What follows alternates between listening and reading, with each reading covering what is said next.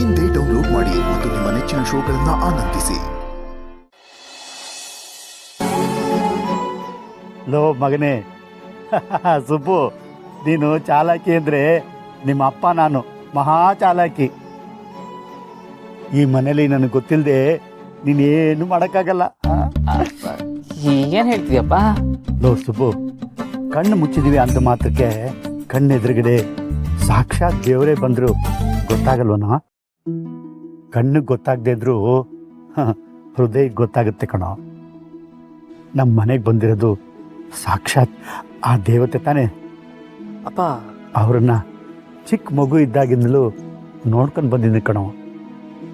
ಸ್ವಂತ ತಂಗಿಗಿಂತ ಹೆಚ್ಚಾಗಿ ಆಟ ಆಡಿಸಿದ್ದೀನಿ ಕಣೋ. ನಮ್ಮ ಮನೆ ದೇವತೆ ಅಂತ ಪೂಜೆ ಮಾಡಿದ್ದೀನಿ. ಅಂಥದ್ರಲ್ಲಿ ನಂದಿನಿ ಅಮ್ಮವರು ಮನೆಗೆ ಬಂದರೆ ಗೊತ್ತಾಗಲ್ವಾ? ಆದರೆ ಈ ವಿಷಯನ ನನ್ನ ಹತ್ರ ಯಾಕೋ ಮುಚ್ಚಿಟ್ಟೆ? ನಾನು ಏನು ಮಾಡಲಪ್ಪ, ನಂದಿನಿ ಅಮ್ಮವರು ನಮ್ಮ ಮನೆಗೆ ಬರ್ತೀನಿ ಅಂತ ಹೇಳಿದ ತಕ್ಷಣ ನನಗೆ ಕೈ ಕಾಲೇ ಆಡಲಿಲ್ಲ, ತಲೆನೂ ಓಡಲಿಲ್ಲ. ಒಂದು ಕಡೆ ಖುಷಿ, ಇನ್ನೊಂದು ಕಡೆ ಟೆನ್ಷನ್ ಆಗ್ತಾಯಿದೆ. ಏನು ಮಾಡಬೇಕು ಏನು ಮಾಡಬಾರ್ದು ಗೊತ್ತೇ ಆಗಲಿಲ್ಲ. ಆಮೇಲೆ ದೇವರೇ ದಾರಿ ತೋರಿಸ್ದ. ನಂದಿನಿ ಅಮ್ಮವ್ರಿಗೋಸ್ಕರ, ದೊಡ್ಡ ಮನೆಗೋಸ್ಕರ ನೀನು ಎಷ್ಟೆಲ್ಲ ಸೇವೆ ಮಾಡಿದ್ಯಾ. ಆದರೆ ಈಗ ಅವ್ರ ಸೇವೆ ಮಾಡೋ ಅವಕಾಶ ನನಗೆ ಸಿಕ್ಕಿದೆ. ಅದಕ್ಕೆ ಕರ್ಕೊಂಬಂದ್ಬಿಟ್ಟೆ. ಬೇಷ್ ಕಣೋ ಮಗನೇ, ನಿನ್ನ ಬಗ್ಗೆ ಹೆಮ್ಮೆ ಅನಿಸ್ತಿದೆ ಕಣೋ. ಸರಿ, ಅಮ್ಮವ್ರಿಗೆ ಆ ಮನೇಲಿ ಏನಾದರೂ ತೊಂದರೆ ಆಗೋ ಸಂದರ್ಭ ಬಂದಿತ್ತಪ್ಪ. ವಿಜಯಾಂಬಿಕಾಗೆ ನಂದಿನಿ ಅಮ್ಮವರು ಆ ಮನೇಲಿರೋ ವಿಷಯ ಗೊತ್ತಾಗ್ಬಿಟ್ಟಿತ್ತು. ಹೇಗಾದರೂ ಮಾಡಿ ಯಜಮಾನ್ರ ಮುಂದೆ ಅವ್ರು ನಿಲ್ಲಿಸ್ಬೇಕು ಅಂತ ಪ್ಲ್ಯಾನ್ ಮಾಡಿಬಿಟ್ಟಿದ್ರು. ಅಷ್ಟೊತ್ತಿಗೆ ಸುರೇಂದ್ರ ಸರ್ ನನಗೆ ಫೋನ್ ಮಾಡಿದ್ರು, ಈ ಥರ ಎಲ್ಲ ಆಗ್ತಾಯಿದೆ ಅಂತ ಹೇಳಿದ್ರು. ಅಯ್ಯೋ ದೇವ್ರೆ, ಆಮೇಲೇನು ಚಾಲಾಕಿ ಅಂತ ನೀನು ಹೇಳ್ದಲ್ಲ, ಆ ಚಾಲಾಕಿತನನ ಉಪಯೋಗಿಸಿ ನಂದಿನಿ ಅಮ್ಮವ್ರನ್ನ ಆ ಮನೆಯಿಂದ ಕರ್ಕೊಂಬಂದ್ಬಿಟ್ಟೆ. ಶಬ್ಬಾಷ್, ಒಳ್ಳೇದಾಯ್ತು ಬಿಡು. ಒಳ್ಳೇದಾಯ್ತು ಅಂತ ಹೇಗೆ ಹೇಳಪ್ಪ? ಅಲ್ಲಿ ಯಜಮಾನ್ರು ನಾನು ಜಾನಕಿ ಅವ್ರನ್ನ ನೋಡಲೇಬೇಕು, ಅವ್ರ ಜೊತೆ ಮಾತಾಡಲೇಬೇಕು ಅಂತ ಹಠ ಹಿಡ್ದಿದ್ದಾರೆ. ಆ ಮನೇಲಿ ಇದುವರೆಗೂ ಇದ್ದ ನಂದಿನಿ ಅಮ್ಮವರೇ, ಆದರೆ ಕಡೆಯಲ್ಲಿ ಜಾನಕಿ ಅನ್ನೋರ ಹೆಸರಲ್ಲಿ ಬೇರೆ ಹೆಂಗಸಿನ ಮುಖ ತೋರಿಸಿದ್ದೀವಿ ಯಜಮಾನ್ರಿಗೆ. ಓಹೋ, ಹಾಗಾದರೆ ಯಜಮಾನ್ರು ಆ ಹೆಂಗ್ಸ್ನೇ ಜಾನಕಿ ಅಂದ್ಕೊಂಡಿದ್ದಾರಾ? ಇಲ್ಲಪ್ಪ, ನೀನೇ ಹೇಳ್ದಲ್ಲ, ಕಣ್ಣಿಗೆ ಗೊತ್ತಾಗ್ದಿರೋದು ಹೃದಯಕ್ಕೆ ಗೊತ್ತಾಗುತ್ತೆ ಅಂತ. ಯಜಮಾನ್ರಿಗೂ ಒಂದು ರೀತಿ ಗೊಂದಲ ಇದೆ. ಅವ್ರಿಗೂ ಆ ಹೆಂಗಸು ಜಾನಕಿ ಅಂತ ಅನ್ನಿಸ್ಲೇ ಇಲ್ವಂತೆ. ಆದರೆ ಅವ್ರ ಹೃದಯದ ಮಾತನ್ನ ಅವ್ರಿಗೆ ನಂಬಕ್ಕಾಗ್ತಿಲ್ಲ. ಕಣ್ಣಿಗೆ ಕಾಣಿಸಿರೋದು ಸತ್ಯ ಅಂತ ಒಪ್ಕೊಂಡ್ಬಿಟ್ಟಿದ್ದಾರೆ. ಆದರೆ ಅವ್ರಿಗೂ ಏನು ಅಂತ ಅರ್ಥನೇ ಆಗ್ತಾ ಇಲ್ಲ. ಎಲ್ಲ ವಿಚಿತ್ರವಾಗಿದೆ ಕಣ. ಆ ಭಗವಂತ ಇನ್ನು ಏನೇನು ಆಟ ಆಡಿಸ್ತಾನೋ ನೋಡೋಣ. ಅದಕ್ಕೆ ಸದ್ಯಕ್ಕೆ ನಂದಿನಿ ಅಮ್ಮವ್ರು ಇಲ್ಲಿರೋದೇ ಒಳ್ಳೇದು. ಯಾಕಂದರೆ ವಿಜಯಾಂಬಿಕಾಗೆ ಅವ್ರು ಇಲ್ಲಿರೋದು ಗೊತ್ತೇ ಆಗಲ್ಲ. ಮುಂದೆ ಏನು ಮಾಡಬೇಕು ಅಂತ ಆಮೇಲೆ ಯೋಚನೆ ಮಾಡೋಣ.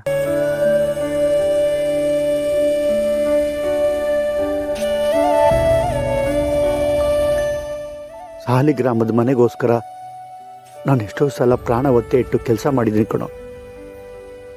ಯಾಕಂದರೆ ಈ ದೇಹದಲ್ಲಿ ಹರಿತಾ ಇರೋ ಒಂದೊಂದು ರಕ್ತದ ಹನಿನೂ ಅವ್ರ ಋಣದ ಹೆಸರನ್ನೇ ಹೇಳುತ್ತೆ. ಈಗ ನೀನು ನನ್ನ ಕೆಲಸನ ಮುಂದುವರ್ಸ್ಕೊಂಡು ಹೋಗ್ತಾ ಇದೆಯಾ? ನಿಜವಾಗ್ಲೂ ಸೈನಿಕ ಕಣ ನೀನು, ಸೈನಿಕ, ಯೋಧ ಕಣ ನೀನು. ಬರೀ ಯೋಧ ಅಲ್ಲ, ಯೋಧ ಅಂದರೆ ತಪ್ಪಾಗುತ್ತೆ. ನೀನು ಧೈರ್ಯದಿಂದ ಹೋರಾಟ ಮಾತ್ರ ಮಾಡ್ತಿಲ್ಲ ಕಣೋ, ತಾಯಿ ಮಗಳನ್ನ ಒಂದು ಮಾಡ್ತಾ ಇದೀಯಾ. ನಿನ್ನನ್ನು ಏನಂತ ಕರಿಬೇಕು ಅಂತ ಗೊತ್ತಾಗ್ತಿಲ್ಲ ಕಣೋ. ಮನುಷ್ಯ ಅಂತ ಕರೆಯಪ್ಪ ಸಾಕು. ಮನುಷ್ಯತ್ವ ಇರೋರು ಯಾರೇ ಆಗಿದ್ರು ಇದೇ ಥರ ಮಾಡ್ತಾಯಿದ್ರು. ಅದರಲ್ಲೂ ನೀತಿ ನಿಯತಿ ನಂಬಿರೋರು ಹೀಗೆ ಮಾಡೋದು. ಆಯ್ತು ಕಣ ಮಗನೇ, ನಿನ್ನಂಥ ಮಗನ ಪಡೆದಿದ್ದಲ್ಲ, ಅದು ನನ್ನ ಪುಣ್ಯ ಕಣೋ, ಅದು ನನ್ನ ಪುಣ್ಯ. ಸರಿ ಸರಿ, ತಾಯಿ ಮಗಳು ಒಂದೇ ಮನೇಲಿದ್ದಾರೆ. ಮಗಳೇ ಕಣ್ಣು ಎದುರಿಗೆ ಇದ್ರು ಅವ್ರಿಗೆ ನಾನೇ ತಾಯಿ ಅಂತ ಅವ್ರಿಗೆ ಹೇಳ್ಕೊಳಕ್ಕಾಗ್ತಾ ಇಲ್ಲ. ಬಾ, ಅವರಿಬ್ರು ಜೊತೆಯಾಗಿರೋದು ನೋಡಿ ಕಣ್ ತುಂಬ್ಕೊಳ್ಳೋಣ. ಬಾ ಮಗನೆ.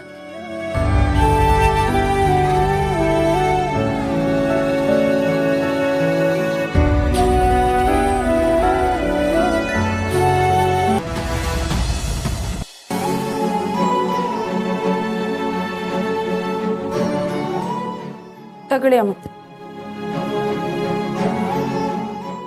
ಅಲ್ರಿ, ನಾನು ಹಾಲು ಕೇಳಿದ್ರೆ ನೀವು ಕಾಫಿ ಕೊಡಕತ್ತೀರಿ? ಹೌದು, ಆದರೆ ನೀವು ಮೊದಲನೇ ಸಲ ಮನೆಗೆ ಬಂದಿದ್ದೀರಲ್ಲ, ನಿಮ್ಮನ್ನ ಹಾಗೆ ಕಳ್ಸೋದಕ್ಕೆ ನನಗೆ ಮನಸ್ಸು ಒಪ್ಪಲಿಲ್ಲ. ಅದಕ್ಕೆ ಕಾಫಿ ಕೊಡ್ತಾ ಇದ್ದೀನಿ, ತಗೊಳ್ಳಿ.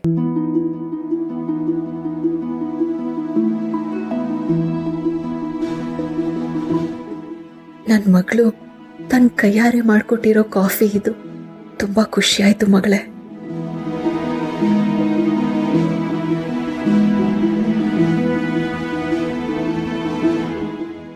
ಅಂದಾಗೆ ನೀವಿಲ್ಲಿಗೆ ಯಾಕೆ ಬಂದ್ರಿ? ಒಬ್ಬರೇ ಇರ್ತೀನಿ ಅಂತ ಹೇಳ್ತಾ ಇದ್ದೀರಾ. ಏನು ಕೆಲಸ ಮಾಡ್ತೀರಾ? ಹೇಗಿರ್ತೀರಾ? ಅಕ್ಕರೆ ನಿಮ್ಮನ್ನ ನೋಡಿದ್ರೆ ಥೇಟ್ ಅಕ್ಕಮ್ಮ ದೇವಿ ತರ ಕಾಣಿಸ್ತೀರಿ ನೋಡ್ರಿ. ಕನ್ನಡಕ ಒಂದು ತೆಗೆದುಬಿಟ್ರೆ ಅಲ್ಲೇ ವಿಸಾಲು. ನಿನಗೆ ಅಷ್ಟು ಗೊತ್ತಾಗಲ್ಲೇನಿ?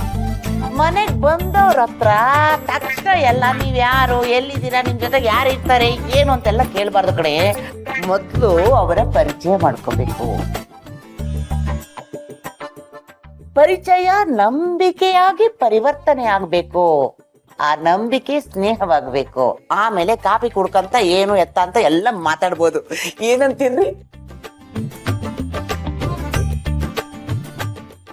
ಅಯ್ಯೋ ಶಿವಮ್ಮ ಯಾಕೆ ಬಂದ್ಲಿ ಇಲ್ಲಿಗೆ?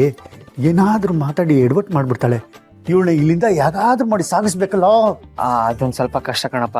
ಅದ್ರ ಬದಲು ನಂದಿನಿ ಅಮ್ಮವ್ರು ಇಲ್ಲಿಂದ ಹೊರಡೋ ವ್ಯವಸ್ಥೆ ಮಾಡಬೇಕು. ನಾನು ಮಾಡ್ತೀನಿ, ಒಂದು ನಿಮಿಷ. ಅಲ್ಲ ಕಾಂತಮ್ಮನವ್ರೆ, ನಮ್ಮ ಮನೆಗೆ ಬರೋರ ಹತ್ರ ಮಾತಾಡಿದ್ರೆ ಏನು ತಪ್ಪು? ಒಬ್ರಿಗೊಬ್ರು ಮಾತಾಡಿದ್ರೆ ತಾನೇ ಅವ್ರ ಬಗ್ಗೆ ತಿಳ್ಕೊಳಕ್ ಸಾಧ್ಯ. ಹೌದೌದು, ಮಾತಾಡ್ಬೇಕು. ಮಾತಾಡಿದ್ರೆ ತಾನೇ ಬಂದವ್ರ ಬಗ್ಗೆ ಗೊತ್ತಾಗೋದು. ಆವಾಗ್ಲೇ ತಾನೇ ಮನ್ಸಿಗೆ ಸಮಾಧಾನ ಸಿಗೋದು, ಅಲ್ವೇನ್ರಿ ಅಕ್ಕರೆ? ಕಾಂತಮ್ಮನವ್ರೆ, ನಿಮಗೂ ಸ್ವಲ್ಪ ಕಾಫಿ ಬೇಕು ಅಂದ್ರಿ? ಹೌದು, ಮಾಡ್ಕೊಡ್ತೀರೇನ? ಹೋಗಿ ಮಾಡ್ಕೊಳ್ಳಿ. ಮಾತಾಡಿ ಮಾತಾಡಿ ಗಂಟ್ಲು ಒಣಗಿದೆ. ಹೋಗಿ. ಅಯ್ಯ, ನನಗೆ ಕಾಫಿ ಎಷ್ಟು ಇಷ್ಟನೋ ಮಾಡ್ಕೊಡೋದು ಅಷ್ಟೇ ಕಷ್ಟ ಅನಂತ ಶೇನ. ಆಂಟಿ, ಇನ್ನು ಏನ್ ಮಾಡ್ತಿದ್ದೀರಾ ಇಲ್ಲೇ? ಹಾಲು ಉಕ್ಸೋದಕ್ಕೆ ಲೇಟ್ ಆಯ್ತಲ್ವಾ? ಮಾತೆಲ್ಲ ಆಮೇಲೆ. ಒಳ್ಳೆ ಮುಹೂರ್ತದಲ್ಲಿ ಹಾಲು ಉಕ್ಕಿಸ್ಬೇಕು. ಲೇಟ್ ಆಗೋಗಿದೆ, ಬನ್ನಿ ನೀವು.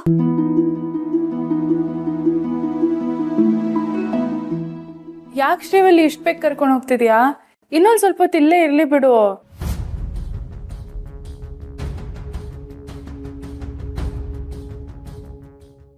ಯಾಕೋ ಗೊತ್ತಿಲ್ಲ, ಇವ್ರನ್ನ ನೋಡ್ತಾ ಇದ್ರೆ ದೇವ್ರೇ ಎದುರುಗಡೆ ಬಂದಿರೋ ಹಾಗೆ ಅನಿಸ್ತಾ ಇದೆ.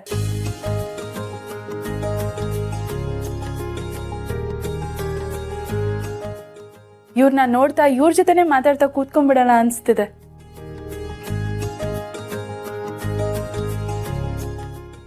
ಈ ಕಳ್ದೋಗಿರೋ ಮಗು ಎಷ್ಟೋ ವರ್ಷ ಆದ್ಮೇಲೆ ತಾಯಿನ ನೋಡ್ದಾಗ ಅನ್ಸುತ್ತಲ್ಲ, ಹಾಗೆ ಅನ್ನಿಸ್ತಾ ಇದೆ ನನಗೆ.